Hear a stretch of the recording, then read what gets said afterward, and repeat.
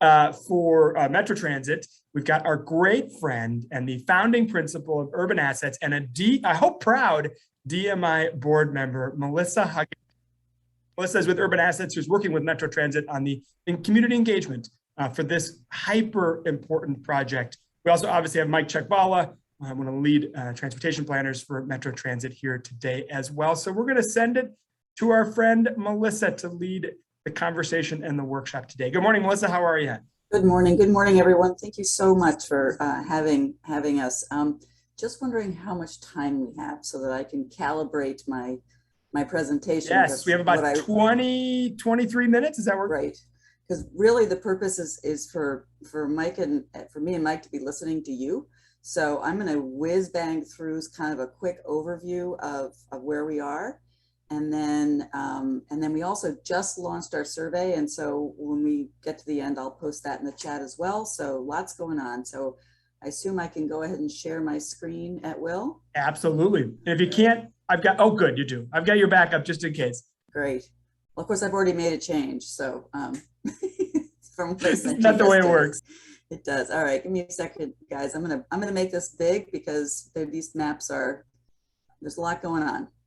All right. So we are where we are in the process. You know, the first phase took place in the winter and spring, and that was really information gathering and data analysis that JWA did, Urban Assets doing the information gathering. And so then they went into a huddle with city staff and came out with these two alternatives that we're going to talk about today. And, you know, so we're in phase 2, summer and fall, and this is a really important part of the process because what these two alternatives are designed to do is really elicit some reactions in order so that the consultants, staff, and eventually the policymakers can craft a final plan that really meets everyone's needs and that everyone is happy with. So this is a little bit of a review, just that, you know, they're different goals. Communities have different goals and they have different services, right? And that brings about different services. And it's really all about, you know, how communities are configured and the choices that they make. So two of those, I'm gonna move my little bar to the other side. There we go. So one of those types of services, one of the goals is ridership, and that goal is really, you know, maximizing the number of people served. And so it's about putting the transit in the places where most people live and want to go. And so it doesn't necessarily serve everyone.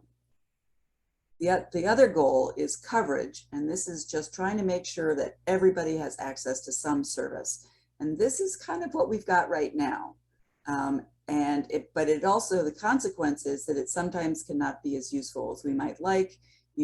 The routes might be very long. You might have to wait a long time for a bus. So there are some consequences to that choice. What we are doing right now is trying to figure out, you know, where does our community fall in this continuum? So do we want to have the ridership alternative, which would mean you've got, oh my goodness, I mixed everything up. This is what happens. All right, guys, bear with me. Yeah, okay. So yes, ridership alternative is you have fewer routes, but they're more frequent. And you've got reduced wait times and the service is more direct. However, because there are fewer routes, people might have to walk farther, and some people might not actually be able to walk to a bus stop. The coverage route means that delivers service to as many areas as possible. Nearly all areas are served today, would continue to be served with some new areas, and the walks are shorter, but the waits might be longer. So this is the coverage. So there's some assumptions behind here. So number one, our new transit network needs to operate under Metro's current budget. The network will also maintain roughly Metro's current hours of service. And then, you know, obviously we all know that the built form of Madison makes transit very difficult. It makes transportation very difficult in general because of our isthmus and everything converges on downtown. What we know from the demographics, looking at the demographics, is that many of the people who need transit the most are in the areas hardest to serve, and that means on the periphery and also in areas that are divided by the Beltline. The location of future development determines how well areas can be served, and throughout this process, JWA and planning staff have really kept an eye on, you know, the comprehensive plan and where new growth is targeted to happen. Obviously, bus rapid transit is going to be the center of any future transit network, whether that's coverage or ridership. It's the spine that's going to hold everything together. And then the last thing is there's no dedicated funding now for evening and weekend service, nor is there any available in the current budget. So there's some choices that will need to be made probably once we start looking at the final proposed plan. All right, so here's the ridership alternative, and some things to know. There's a higher frequency, so routes A, B, C, and D run about 15 minutes. In some cases on East Washington, it's 7.5 minutes. And in particular, that includes the BRT routes A and B. So the red spine that you see here, that's the BRT line. And then the remaining routes, E, F, and G, and obviously you can't see these, but you can study it in more detail later when I send this in, run at about every 30 minutes. The travel is much direct, so you can see, you know, it's along major transportation corridors, only have a couple of routes that do some meandering, and those are really kept on some, you know, transportation corridors. And then service is more direct in terms of where people live and the services and jobs they need to get to. Another positive is that there are no forced transfers. So you connect, you know, through other routes. So for instance, you would connect through the BRT. And that would happen in a much more seamless way. And so therefore there's no more need for transfer points. So the consequence of that is there's less coverage because you're really you have fewer routes and they're more concentrated, and there are longer walks to stops. So this is a very, very busy map. And usually it would be great if it was, you know, 24 by 36 and we could all stare at it. I'm going to go over it quickly, but it just is trying to capture some of the positive and negatives of the ridership alternative. So I'm going to start with the negative so that we can end on a positive. So as mentioned, you know, these are some areas where it would now be a longer walk to transit, and you'd get one more frequent route, but it would take you longer to get there. The other is that some all-day areas that have all-day service at the moment would be replaced with peak-only service. So some folks would be losing some of the service they have today. On the positive, there are some routes that are going to be consolidated. So again, a much more a simpler system, easier for people to remember and understand, and a more frequent system. The very, very frequent spine of BRT here, and buses that would arrive every 7.5 minutes along East Washington. And then in addition, that would create opportunities where the transfer, the wait, would just be 7.5 minutes. And then there's an orbital route that is one of the meandering ones that would just connect all, you know, bring everybody into contact, into access to those more frequent routes. And then the more direct routes, meaning that it's more simplified and more continuous direct travel going north-south. So those are the positives and the negatives. For the coverage network, so you'll note that, you know, you've got this strong spine in here, but then you've got more stuff going on, meandering around. So it maintains service to all the areas that are currently served, but the stops may be different, but there are short walks. Expanded all-day service, and some areas will see improved service. And then the peak frequency on high demand routes will actually increase. So there'll be better, more frequent routes at peak frequency.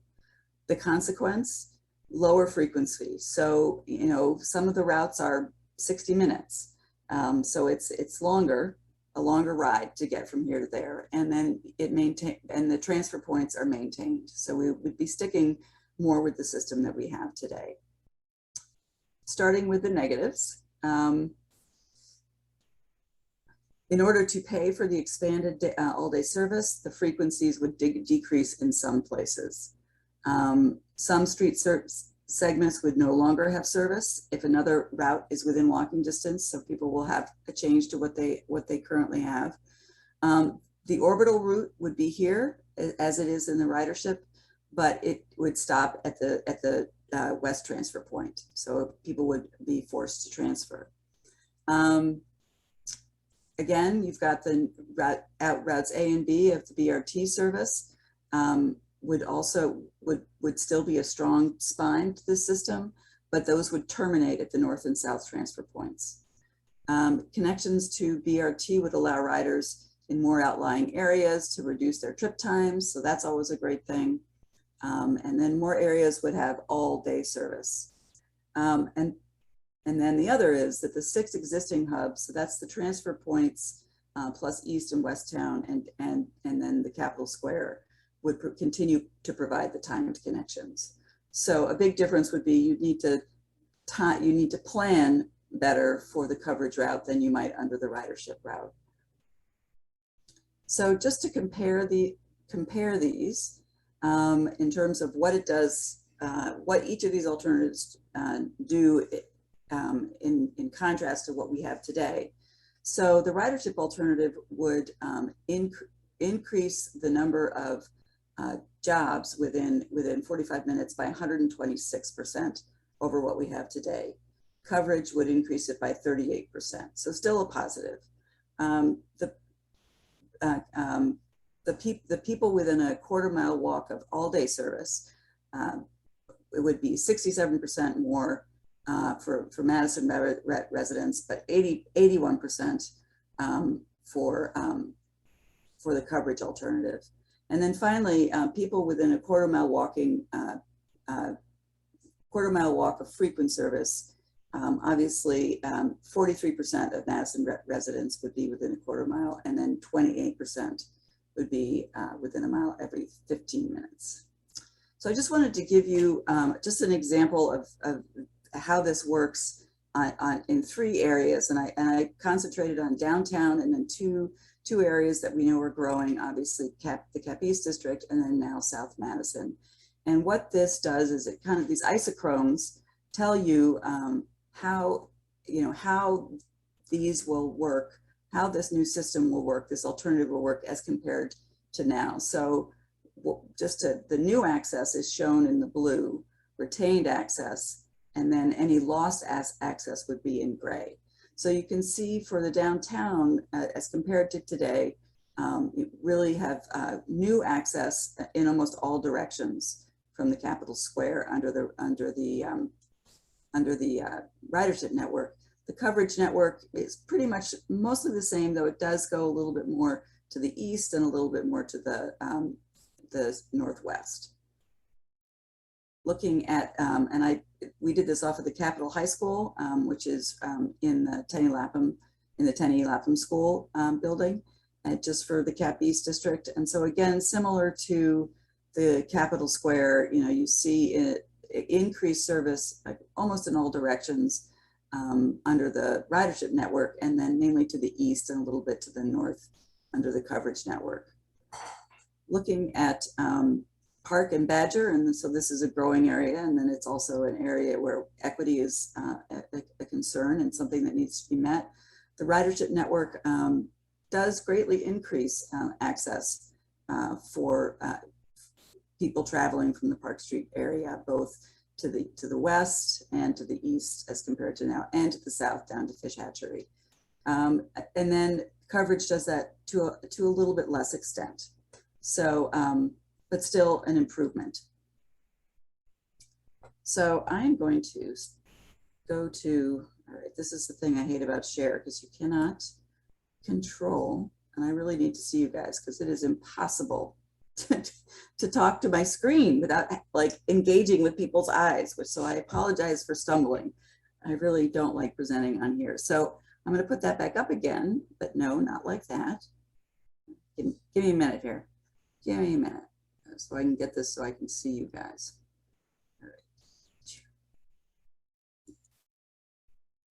All right.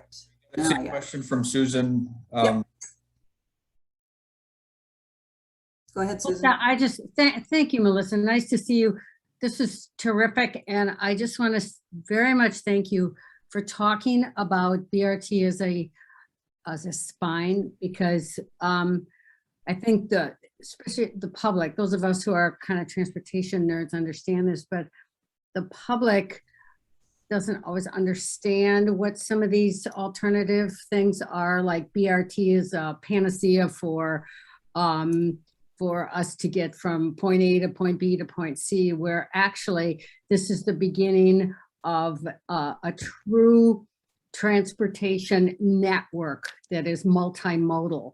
And you have to start with the spine, kind of like a spider web. You know, you got to start with the spines, and then there's it breaks down into these other smaller, shorter areas, and sometimes the mode is different, and including B-cycle, et cetera, et cetera. So I know I'm preaching to the choir here, but I really want to thank you for starting out by talking about this BRT being a spine, so not an answer to all transportation challenges. And also, it is really clear why we still need a regional transit authority, but that's another subject. So thank you. Thanks a lot, Melissa. Thank you, Susan. So I wanted to open up to discussion, and we are recording. Is that correct, Madeline? Yes, correct. We are. Yes. Great. So I don't have to take notes. I can pay Nope, we will attention. send it right to you, Melissa. Yay, I love that. All right. So I guess I'd like to open it up to see what in general people's reactions are to these two alternatives. What do you like and dislike? We've got Chuck up first here. Chuck. Thanks. That was a wonderful presentation, Melissa. It really made everything concise for me. I thought that I understood everything, and I still learned something. The thing that stuck out to me most, though, was when you were talking about the coverage alternative, and you said it's going to require more planning for people. And I think that's really important to acknowledge and to consider, because having to plan more doesn't just make it less convenient for people, but I think it also affects the long-term economic viability, because it's one of the things that drives away choice riders. If the system is frequent enough and simple enough that you don't have to sit down the night before and figure out when you have to be somewhere to catch the bus and how to make the next connection, then people use it more. Just like having a bicycle that has fenders to keep you dry and lights to ride in low light conditions and racks and baskets to carry things makes it easier to ride a bicycle. That's Great all point. Yeah. Thank you. And thank you very much, Chuck. Next up, we have Bill. Yeah, so I'm trying to think of how to phrase my question. You know, this is a DMI committee, but my organization has interest well outside of the downtown. So let's take, for example, a major employment area, the Old Sauk Trail business park, office park, out on the far side, the west side of the West Beltline, out going towards Middleton. You know, which one of these models provides, bus service to that major employment area? And I raise this because, that Madison is working on a new transportation demand management program, and they're trying to get, new development to have less parking and more bus service. But how do you get bus service to Old Sauk Trail Business Park? Bill, I'm trying to get in my mind's eye where that is, and I'm totally blanking on that. Can you give All me right, some so coordinates? west of the West Beltline, north of Old Sauk Road, on roads like Excelsior and Furrier. Oh, up in here? Yes. Okay. Yeah, that is there's the rub, and I'll take a crack at this, and then I'm gonna let Mike jump in.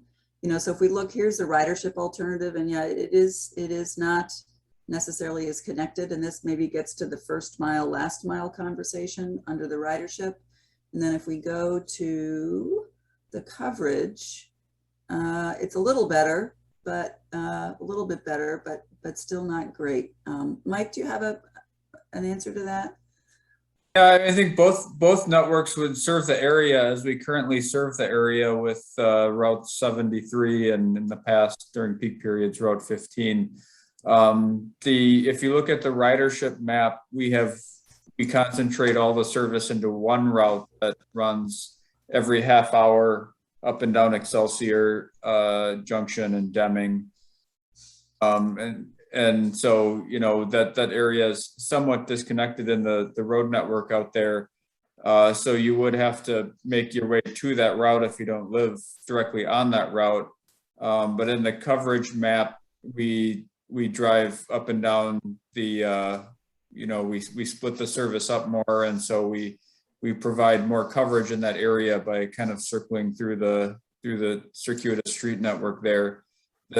So you're more likely to have service, you know, closer to where you are, but those are all that is hourly service. So the wait could be up to an hour.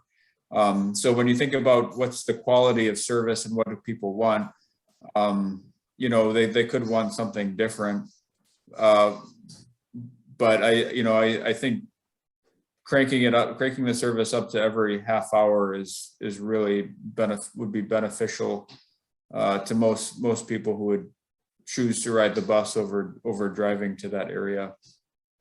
Yeah, I tend to agree with you, Mike, that more frequent service would be important to trying to convert people who are driving to those places to work to using the bus to go to those places to work.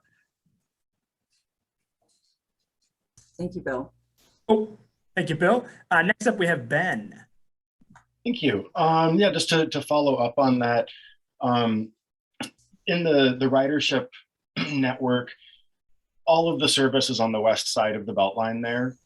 And then there is one bus that comes up, connects it through the BRT down Mineral Point, and then gets out to that area to tie in as well. That F route is actually an extension of BRT. So during peak hours, it's the same bus that you could get on at the Capitol and ride through the university area and just keep going into Middleton, and it would go all the way around. So it is a one-seat ride, a little bit, you know, longer, more circuitous, but it's also picking up folks throughout Middleton and getting them out there and then connecting to BRT at the end. With the coverage network, and this is, I think, worth describing because it affects, or it relates to that fundamental choice between these two alternatives. And again, just to reiterate, neither of these is a proposal. These are bookends of what's possible.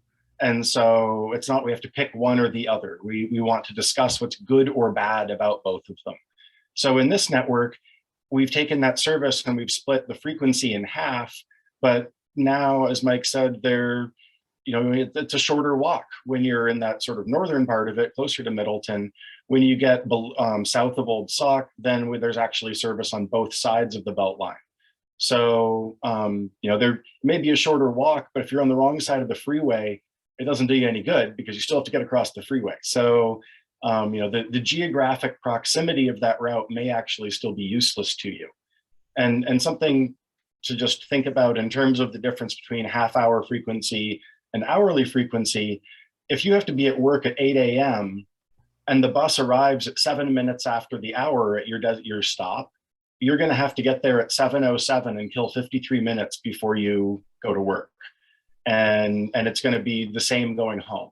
So it's not just, something that's going to turn off choice riders. It's something that will eat a tremendous amount of time for any rider, unless you are really, really lucky and your bus arrives at 53 after the hour and you need to be there working at the hour. Unless you're really lucky, you're going to be spending a lot of time probably on both ends of your commute. And heaven forbid that you need to stop and run an errand, go grocery shopping, pick up kids at daycare or something like that along the way. Because now you've got a 4-hour round trip ride. So something else just to be thinking about, it may be a lot shorter walk in the coverage network. That doesn't necessarily mean it's better service. Thank Thanks, Ben. More questions? Another minute or two here. I do have one question before we get on to our next presentation here, is about land use planning and future development. It appears to me, and I could be wrong, but I'd love to hear either Ben or Mike or Melissa's opinion, that potentially the ridership model could be really help with sort of land use planning and density in certain spots, and then really moving people around more quickly, and we could plan accordingly. Am I reading that correctly? Yeah, I think so. We did take into account some of the planned future density in Madison.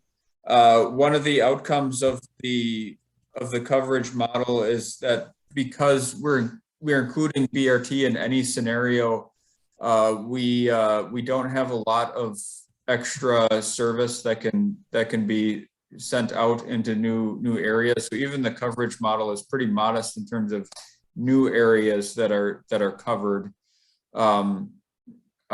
So that's something to consider. We still strongly prefer new development that's within our existing service area on arterials that are serviceable by transit, and if possible on the BRT corridors. Awesome. Thank you very much. Thank you, Melissa, Mike, Ben, for the help and for all the questions we had. Melissa, we'll get this information to you. And Melissa, we can send this survey out now. Is it live to our whole group? Yes, I just sent it just to Susan. I'm now going to send it to everybody. Perfect. And we'll get that out because you want that out to as many people as possible, right? Absolutely, yes. So we'll get that out in all of our email communications to not just this committee, we'll make it specific, but also to our whole membership. Much appreciated. Yeah. And the website is probably the best thing to share because it has the contact thing, but it's great. Here, I'll do that too, Mike. Give me a sec. Oh, okay. There you go. Thank you. Perfect.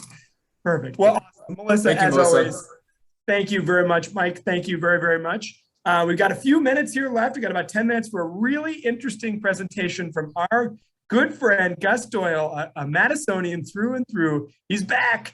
We're excited to hear a presentation about an interesting project, Freebie, which is happening in several cities, including Miami. We should have had a field trip to Miami in the winter, is what we should have all done, and actually check the service out. But Gus, welcome, my friend. I hope you're doing well, and can't wait for this group to hear about Freebie. Well, thank you so much, Jason, and thank you all to the rest of this fantastic committee. You guys are.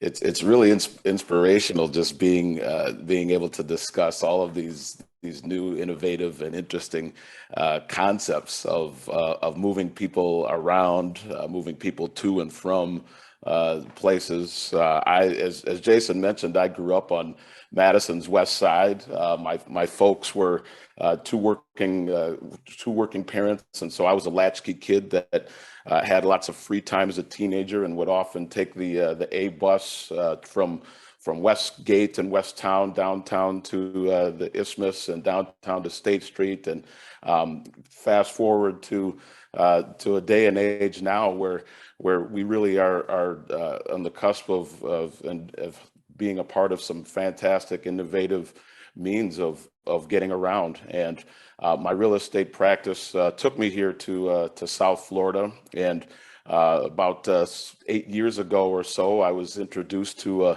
a really neat and cool new means of transportation, and it's the company is called Freebee.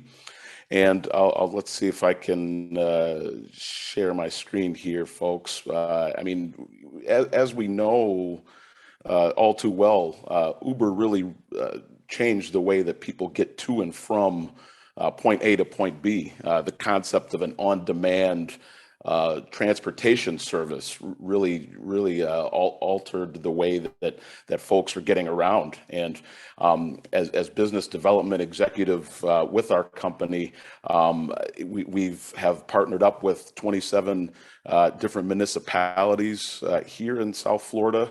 And all the while, all I could think of, guys, was, boy, this would be great and would really benefit Madison, and specifically downtown Madison, and really complement the new innovative ways that you folks are discussing moving people around. So thank you for allowing me the opportunity to have this discussion here with you guys.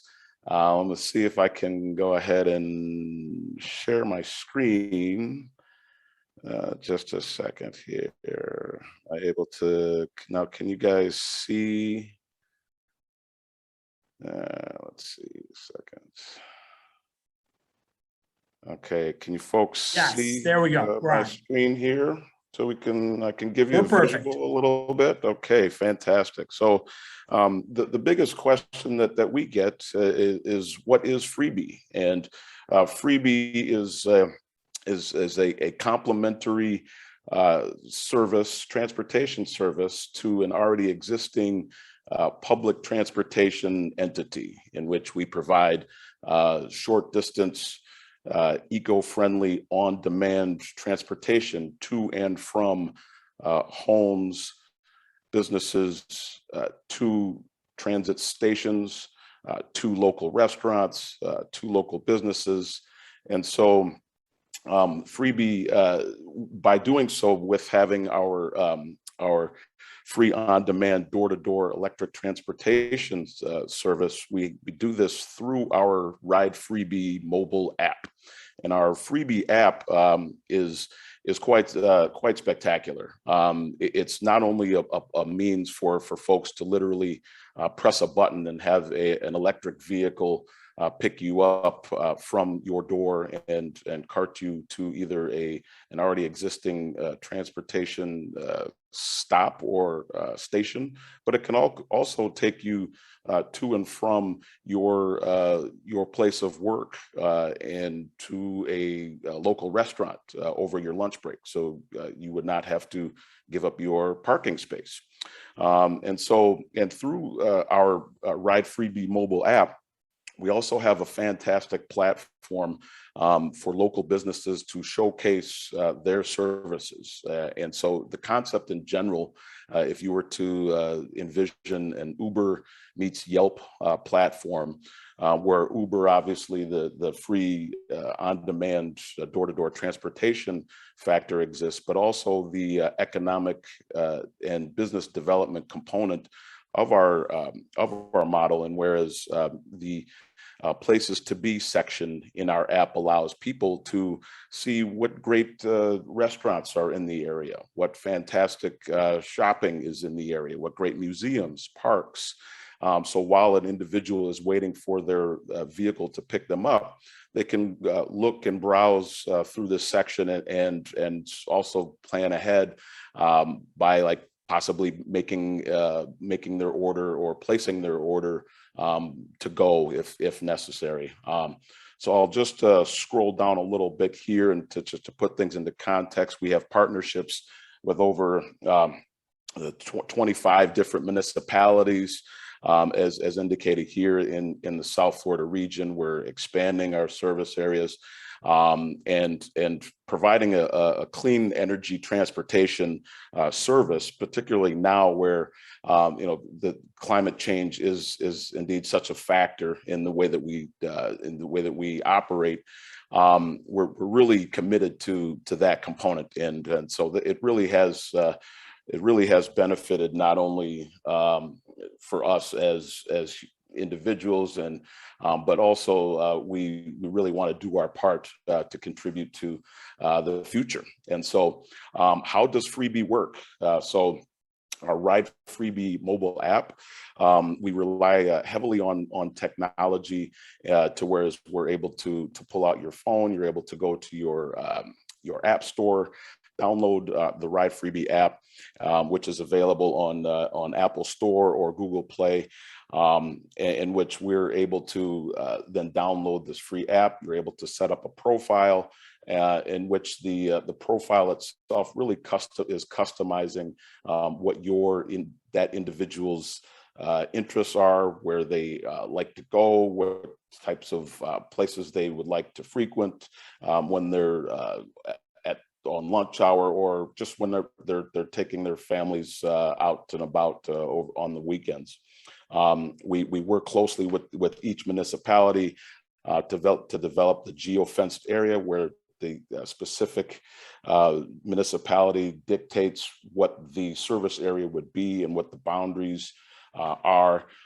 Each municipality that we do have partnerships with is very unique, and each one has specific needs and has designated areas in which that municipality would like the vehicles and the service to operate within. And so each municipality, we customize the service to cater to the specific needs of each municipality. And so this right here is the home screen and the dashboard, in which you can see that we would have the Take Me To feature, in which it really is a platform in which the highlights and the municipality specifically, all of the fantastic landmarks that each city has to offer. It really does highlight this. And so I'll just scroll a little bit, and this is a tutorial in which when the individual downloads the free app, the individual then goes through this tutorial process on how to use the app, and it's very user friendly. I myself am a bit technologically challenged, as my son likes to point out that he's actually my IT guy. And he takes me through a number of ringers on how to use a lot of these fantastic new devices and means of technology. But the convenience factor really is apparent, and it really is something that is very user friendly with our mobile app. The program benefits here, which I've pointed out, and specifically where the vehicles themselves are 100% electric, they're 100% battery powered. So we're obviously promoting clean energy and reducing carbon emissions. But then also the economic development component in our business model, where we are driving folks door to door physically to the front steps of these local businesses. Our drivers are completely 100% W-2 employees, and they are also not only are they drivers, but they are brand ambassadors and also community ambassadors, in which they would be talking about all of the highlights and fantastic landmarks that the city has to offer for not only locals, but then also out-of-towners that are visiting the area. And so let's see. I'll just go on here now. Who rides Freebie? This is a fantastic screen that I'll just touch on very briefly. Each service that we operate within, the ridership consists of different demographics, and so for some municipalities, we have students that are riding our vehicles more, and particularly with it being back to school times. It's very convenient for, let's say, parents to that do not have to take their child to and from work, or to and from school. They can order a vehicle to pick them up and take them to school. Commuters that are going from the outskirts of these municipalities into work in the morning, or if they are looking to just take the trolley, train, or bus system, they are able to physically take one of our vehicles that would pick them up from their doorstep and take them to the transit stations. We have a number of different families, or different types of families that do use our service, and the funding that we receive within each municipality is catered to and customized to that specific need of each municipality. And so I'll touch on that very briefly on how we get our funding. But then again, the mobile concierge scenario of our service and our mobile app, whereas the when folks are waiting a few minutes for their vehicle to arrive, they're able to look at all of the different great places that Madison has to offer. And so let's see the economic development component. I touched briefly on that. Places to be section.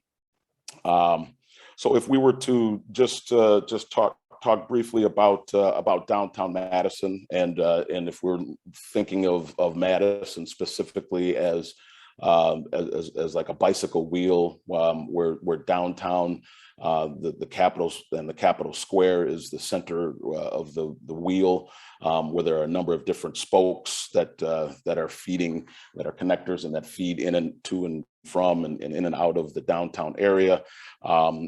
This is something that we really specialize in, and specifically the concept of the first mile, last mile component. We feel really strongly that Madison specifically could really benefit from this type of service. And then, so let's see, we also, I touched briefly about funding. So here in South Florida, we've been operating a number of different services in these municipalities, and the pandemic, obviously, nobody expected this, and while it was tough on a number of us, local businesses really did take a hit. And so we've been partnering with municipalities to provide services such as free restaurant deliveries for these restaurants and for these businesses that were, I think it was like 40% or so delivery fees that they were having to pay, like an Uber Eats or a Grubhub.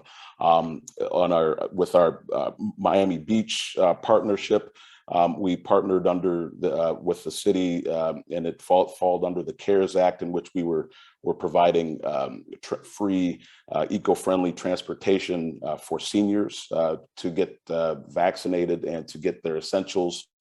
And so each municipality has a specific need, and so that's one of the key factors that I would like you folks just to leave with the customization of our services to really benefit that municipality that we would serve.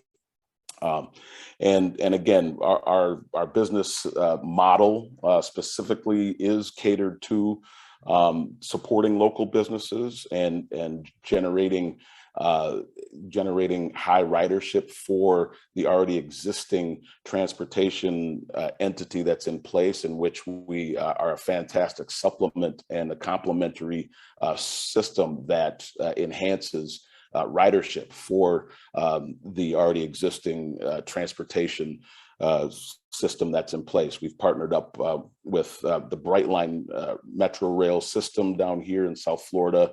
Our partnership with Florida Department of Transportation is specifically for the first and last mile component of the already existing Metro Mover and Metro Rail and trolley and bus systems that are already in place. And the ridership and the numbers and statistics that we're able to demonstrate is that we actually enhance and boost the ridership of these already existing transportation services. So I really strongly, this is exciting, guys, and we are really. We strongly feel that this would be a fantastic component and an already dynamic environment there in Madison, and we really are thankful that you guys are willing to explore this possibility. And so I'll open it up for questions. I'll also share a couple of links in the chat, as well as my contact information. If folks have any follow-up questions or would like any additional testimonials or case studies, I'd be happy to forward that as well. Awesome. Thank you, Gus, and thank you to everyone. I know we've run a little long today, but we do appreciate it.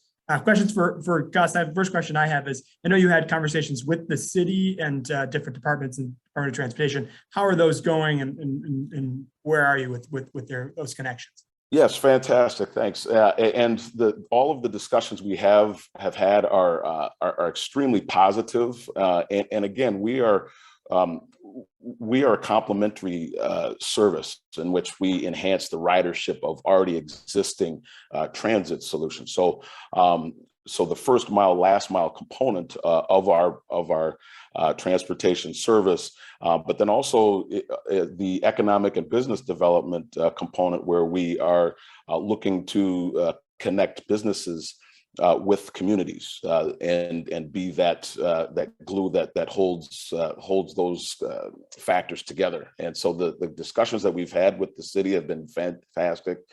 They've been extremely positive. And we're really excited about this possibility of being able to operate up there. Awesome. Thank you. More questions for Gus.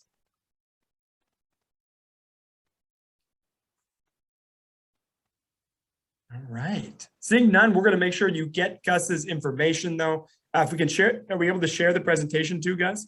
Yes, absolutely. Perfect. So I'll work with Gus to get that, to send that out to the entire committee. We'll make sure the contact information is in our follow-up email. We'll include him on that email as well. But Gus, thank you. This is a really interesting idea and a very innovative idea.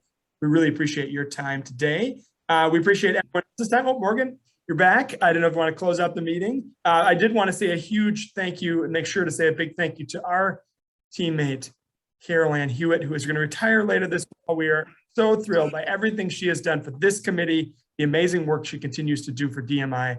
We are so thankful for everything. So huge thanks to our friend, Carol Ann Hewitt, who is not actually on right now. I think she might be off today, but I should look to see. Good thing we're recording. Yeah, we are recording, but I think it's good for you all to know. Madeline, make sure to tell her that we congratulated her. But we're so thankful for all of that work. And thank you to Melissa Huggins and to Mike Chakbala and the team on the presentation. Morgan, any final thoughts before we end here? No, thank you so much to our speakers, and thanks for hanging in for a little bit longer. Glad that we could fit everything in today. Lots of good stuff. And Gus, great shirt. It should be noted that Gus is wearing a University of Wisconsin shirt. Yes, I noticed. Go Badgers. And thank you for a good event last night, DMI staff. Thank you. It was really fun. Thanks. All right, everyone. Have a great day. Thanks. Have a good one. Bye. Thank you.